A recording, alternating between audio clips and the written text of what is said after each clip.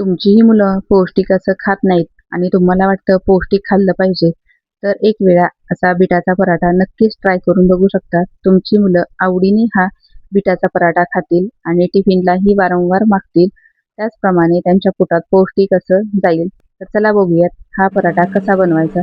तर त्यासाठी मी इथे मीडियम आकाराचं बीट किसून घेतलेलं आहे. त्यामध्ये 1 वाटी एवढं ज्वारीचं पीठ ॲड केलं आहे. 1 छोटी वाटी बेसन पीठ घेतलं आहे.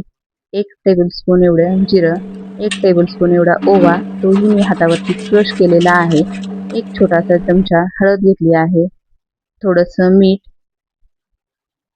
थोडीशी चटणी, 1 टेबलस्पून एवढेच मी ठेचलेला आलं, लसूण आणि मिरचीचा ठेचा घेतलेला आहे. जास्त पण तिखट करायचं नाही, कारण हे लहान मुलांसाठी मी बनवत आहे. त्यामुळे हे सगळं अगोदर बिटामध्येच आपल्याला मिक्स करून घ्यायचं आहे आणि आवश्यकतेनुसार पाणी टाकायचं आहे. ज्या वाटीने आपण पीठ घेतलेलं होतं ज्वारीचं, त्याच वाटीने आपण पाणी घ्यायचं आहे.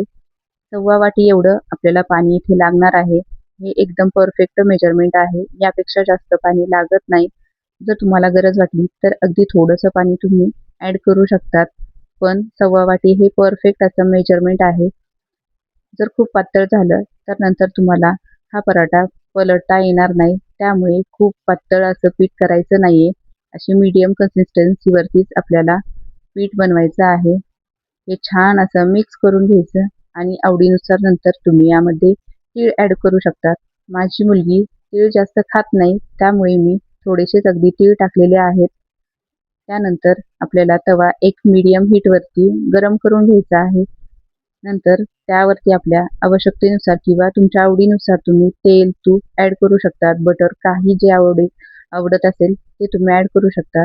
तवा छान गरम झाल्यानंतर त्यावरती आपण हे पराठ्याचं पीठ टाकणार आहोत. ज्याप्रमाणे आपण डोसे करतो त्याप्रमाणे हे पीठ टाकायचं आहे आणि छान असं पसरून घ्यायचं. खूप पातळ असा डोसा ह्याचा बनवायचा नाही किंवा खूप जाडसर असाही बनवायचा नाही. एक मीडियम थिकनेसवरती आपल्याला हे बनवायचं आहे. कारण नंतर ते आपल्याला पलटी मारण्यासाठी इझी जाईल. एक 5 मिनिटाच्या नंतर तुम्ही हे पलटू शकतात. हे बघा.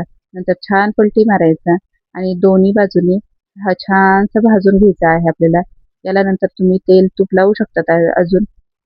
पण मी जास्त तेलाचा, तुपाचा यूज करत नाही. त्यामुळेच मी फक्त एक वेळेलाच तेल, तूप लावलेलं आहे. छानसा शेकून घ्यायचा. मी ज्याप्रमाणे दाखवलेले आहे त्याप्रमाणे पूर्ण प्रोसेस करायची आहे. त्यामुळे तुमचा डोसा कधीच हा बिघडणार नाही. तुमची मुलं आवडीने खातील. माझ्या मुलीला तर हा पराठा म्हणा, डोसा, धिरडा जे काही आहे ते खूप आवडतं. त्याचप्रमाणे दुसराही डोसा आपण काढून घेणार आहोत. मी तुम्हाला दुसराही आणखी छोटासा काढून दाखवते. कारण माझ्या मुलीला टिफिनसाठी मला हा छोटासा द्यायचा आहे. ज्याप्रमाणे आपण पहिला घेतलेला आहे त्याचप्रमाणे दुसराही डोसा काढून घ्यायचा.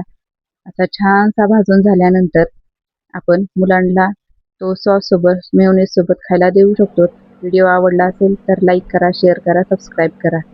चला भेटूया अशाच नवीन व्हिडिओमध्ये पुन्हा एकदा. तोपर्यंत टाटा बाय.